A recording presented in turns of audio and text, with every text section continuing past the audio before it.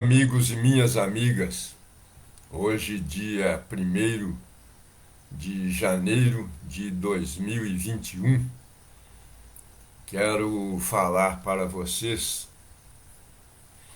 sobre um assunto que interessa aos juízes de primeira instância e acredito que de uma forma indireta interessa aos advogados, aos membros do Ministério Público, aos defensores públicos, aos jurisdicionados em geral, que é o sistema de promoção de magistrados da primeira instância. Eu acredito que esse assunto interesse a várias pessoas, a coletividade em geral, porque aquele magistrado, aquele juiz de primeira instância que seja promovido, isso pode ser até um benefício para essas pessoas que eu mencionei e para os jurisdicionados em geral. A lei, a Constituição Federal e outras leis falam que as promoções na carreira para o juiz de primeira instância, para os juízes de primeira instância, a promoção é alternada por antiguidade e merecimento. A ideia, a essência disso, dessa dicotomia, é para que tanto aqueles que são considerados mais destacados sejam promovidos por merecimento e aqueles que têm mais tempo de serviço, mais experiência, são promovidos por antiguidade. São duas ideias totalmente diferentes, mas a intenção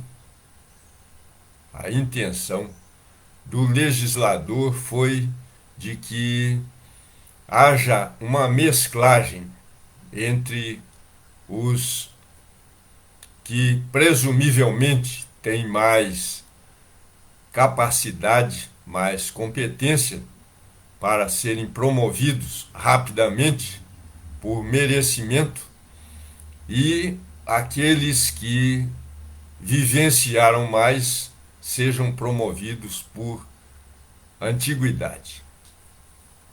Eu vou fazer uma referência ao judiciário da França, porque eu acho que o judiciário da França é um modelo mundial e a França sempre influenciou pelo menos metade do mundo, metade do planeta. Todo mundo sabe disso. Então, o que acontece? O que acontece?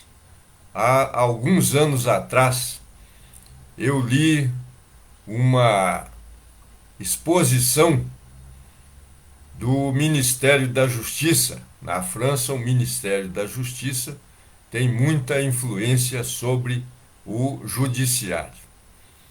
Então, essa exposição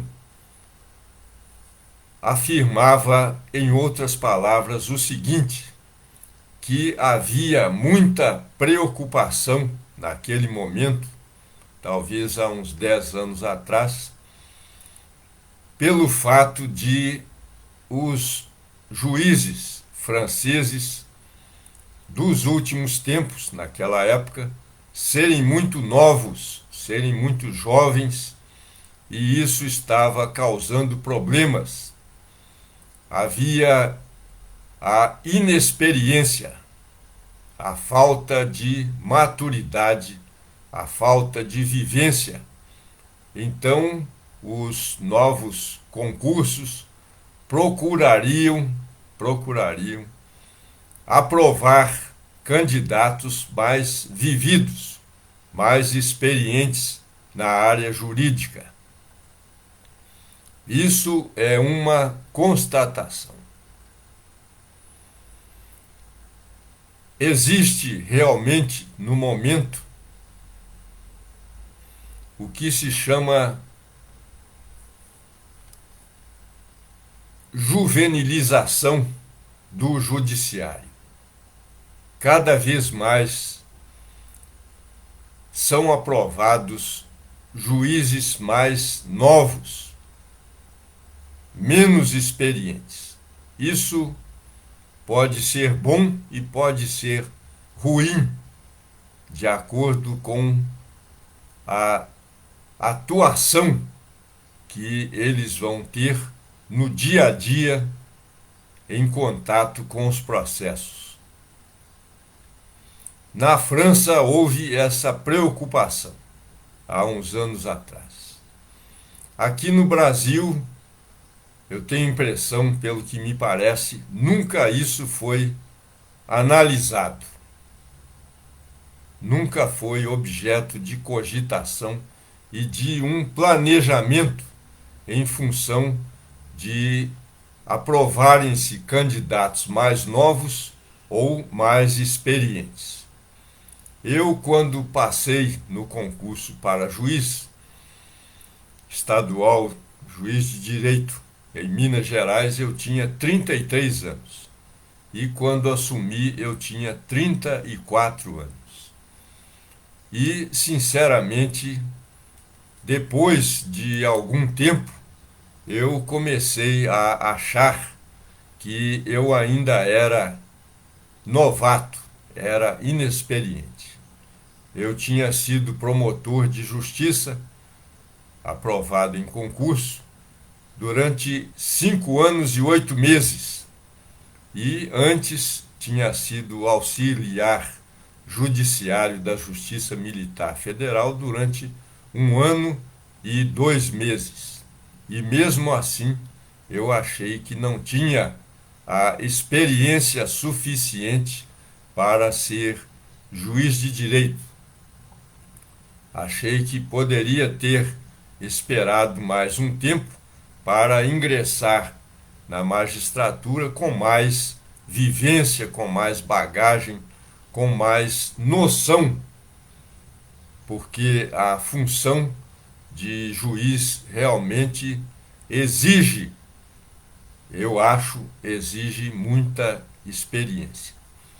Eu acho, pessoalmente, que para ingressar na magistratura, os candidatos deveriam ter pelo menos 10 anos de prática forense depois de formados. 10 anos. Atualmente é 4 anos. Houve uma época, se não me engano, eram 2 anos. Eu acho muito pouco.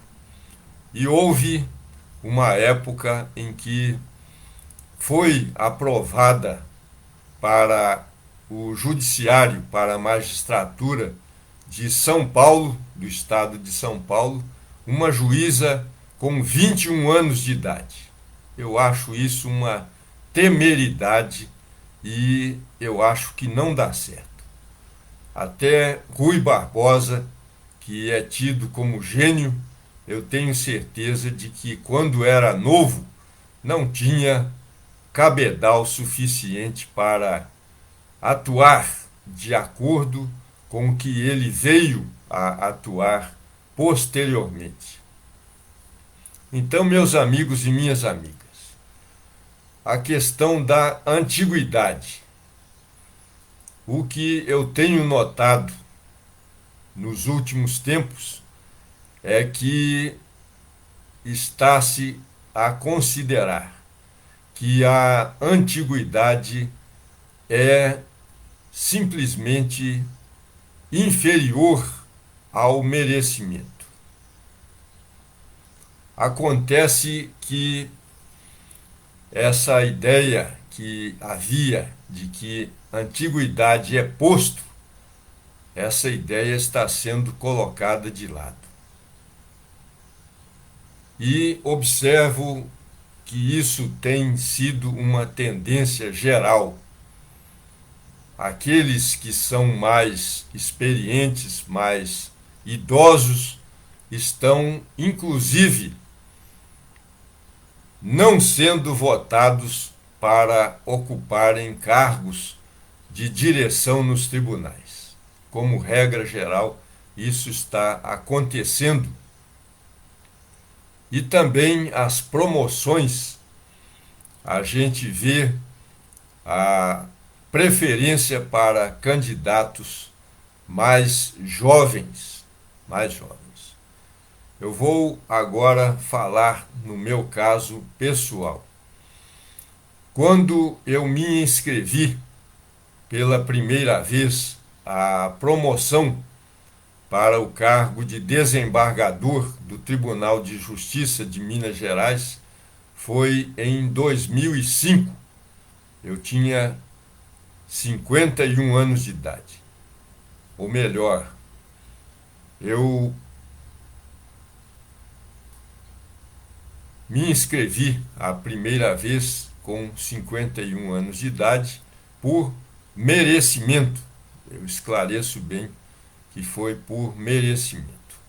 Então foi-me falado pelo então presidente do tribunal da época, Joaquim Herculano Rodrigues, que estavam sendo votados apenas os candidatos melhor classificados na antiguidade. Então vejam que na época o merecimento tinha resquícios de antiguidade. Então não adiantaria eu ser um gênio, um Rui Barbosa, e não seria votado de jeito nenhum. Não seria votado. Isso foi em 2005. Agora eu me inscrevi em 2020, já com 66 anos de idade, e sou o primeiro na antiguidade de 588, se não me engano, magistrados, juízes de primeira instância, e estou encontrando sérias dificuldades. Sérias dificuldades. Eu achei que seria promovido pelo fato de ter aguardado 15 anos para chegar a ser o mais antigo. Mas agora se apresentam obstáculos, porque o CNJ está entendendo que, se houver qualquer alegação contra o juiz mais antigo, ele pode não ser promovido. E o que seriam alegações? Alguém falou para mim que houve um julgamento no CNJ, eu não conferi isso, eu estou apenas transmitindo aquilo que eu ouvi, de um juiz. Houve um caso de um juiz que era o mais antigo, mas que era useiro e vezeiro em emitir cheques sem fundo. Então o CNJ entendeu que poderia não promover esse juiz, porque ele seria um, digamos assim, ficha suja. Eu nunca emiti cheque sem fundo, não sou estelionatário, não sou corrupto, e há essa alegação. Alguém já me falou de que vai ser difícil a minha promoção, por antiguidade. E o que acontece? Antes da sessão de votação, reúne-se a comissão de promoção. Alguns falam que essa comissão de promoção se reuniu no dia 15 de dezembro, outros falam que não se reuniu. De qualquer forma, até hoje, não fiquei sabendo de maneira nenhuma, nem por funcionários, nem por desembargadores. Já fiz um requerimento nesse sentido, pedindo informação sobre se houve ou não a sessão da reunião da comissão de promoção, e até hoje não obtive resposta. Não fiquei sabendo. E o que a comissão de promoção vota? São 13 membros e a maioria opina sobre a viabilidade da promoção ou a inviabilidade. Eu não sei até hoje se o parecer da comissão de promoção foi favorável ou não, ou se houve, até hoje não sei se houve, a reunião que estava marcada para o dia 15 de dezembro. E pode acontecer o seguinte: na proximidade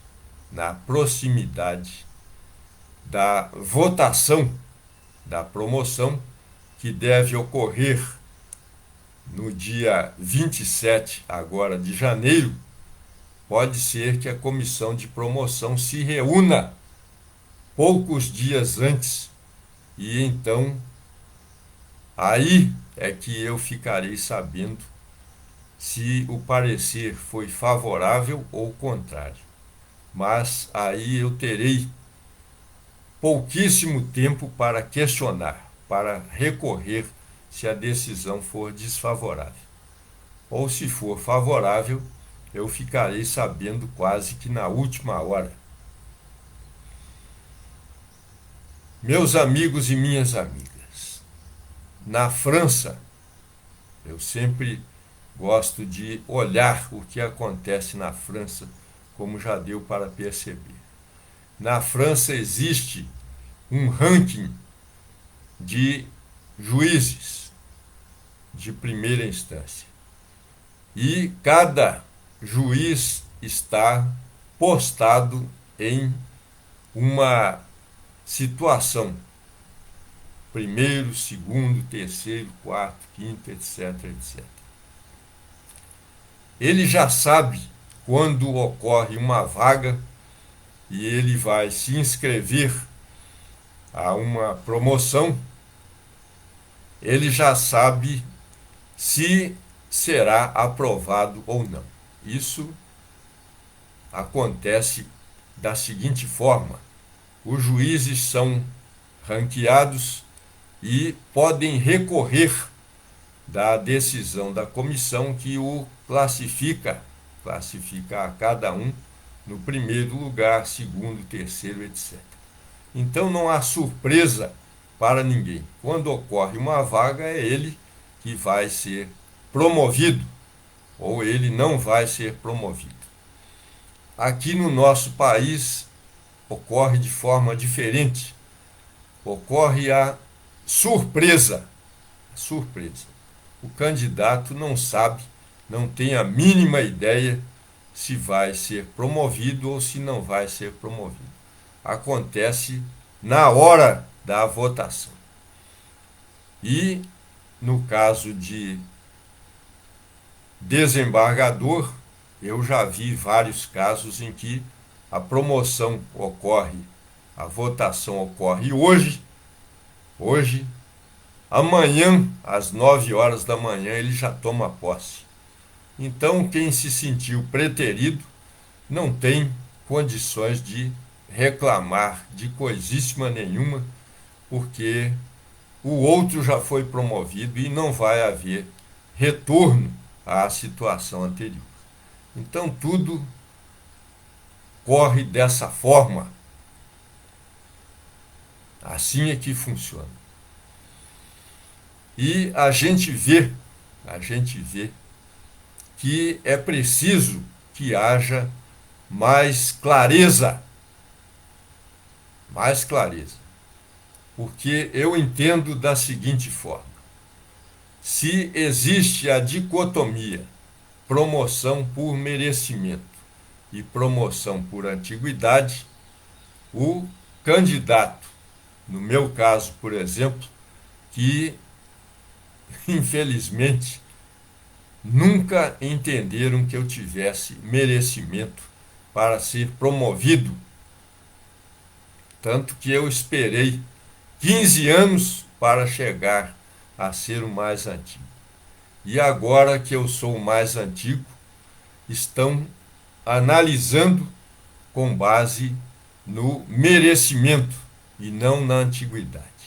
Então, quando eu era muito novato, digamos assim, foi usado o argumento de que eu era novato e teria que ter antiguidade.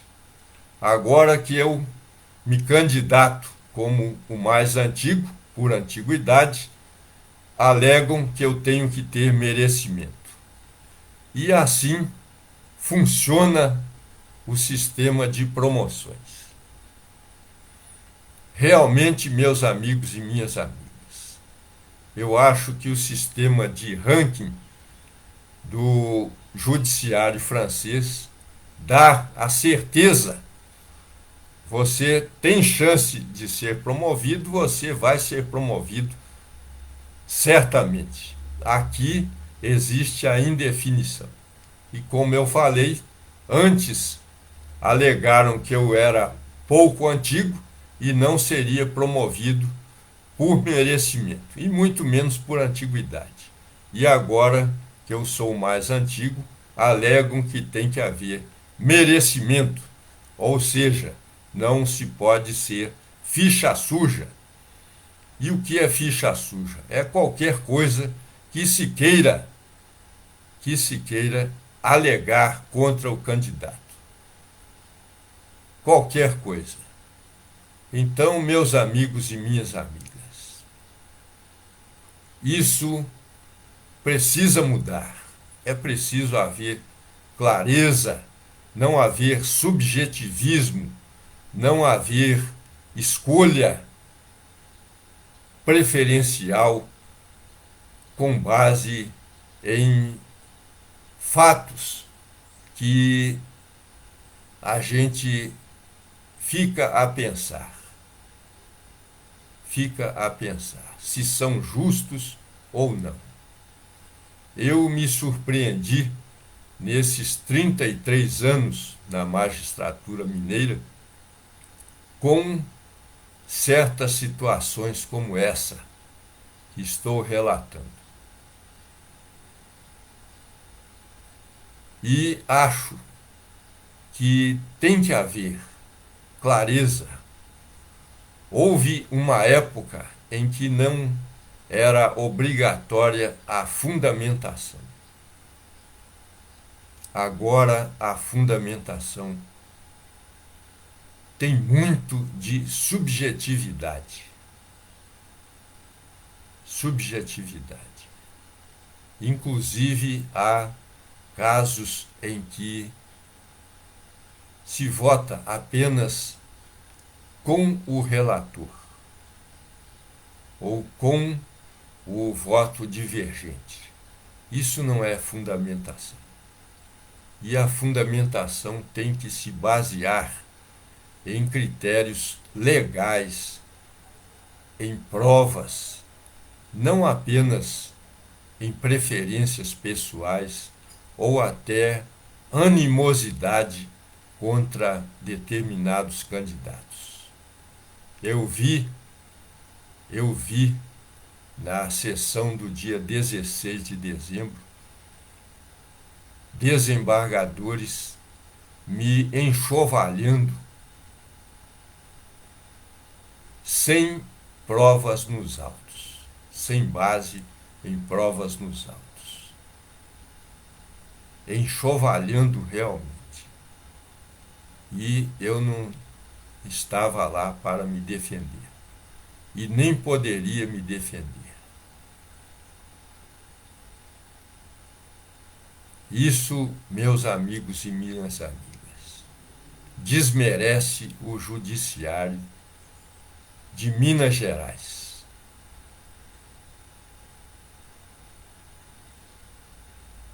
Eu ingressei na magistratura mineira acreditando que um dia teria a chance de estar no Tribunal de Justiça de Minas Gerais para ajudar a melhorar a jurisprudência. A melhorar a jurisprudência. Sempre fui muito estudioso, tanto que passei no concurso para juiz em segundo lugar. Fui vencido apenas por João Otávio de Noronha, que é ministro do STJ. Senão eu teria passado em primeiríssimo lugar.